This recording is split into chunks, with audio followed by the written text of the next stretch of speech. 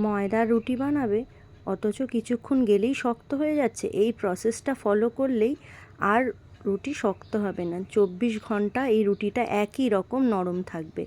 আগে কড়াইতে জলটা দিয়ে নেব। জলটা একটু গরম হলেই তার মধ্যে নুন দিয়ে ময়দাটা, পরিমাণ মতো যে ময়দাটা নেব সেটা পুরোটাই ঢেলে দেবো। দিয়ে ওর মধ্যে ভালোভাবে নেড়ে নিয়ে একটা পাত্রে ঢেলে নিয়ে ওটাকে একটু ঠান্ডা হলে হাত দিয়ে এইভাবে ডলে ডলে ভালোভাবে ওটাকে মেখে নেব। মেখে নেওয়ার পরে এরকমভাবে রুটির আকারে যেরকম লেচি কাটি কেটে নিয়ে ওটাকে ময়দা দিয়ে ভালোভাবে বেলে নেব। নিয়েই রুটিটা আমরা যেভাবে চাটুতে সেঁকে রুটিটা করে নিই সেইভাবেই রুটিটা করে নেব।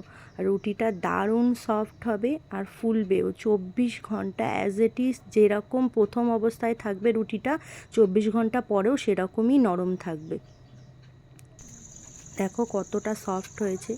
24 ঘন্টা পর পর্যন্ত এরকমই সফট থাকবে।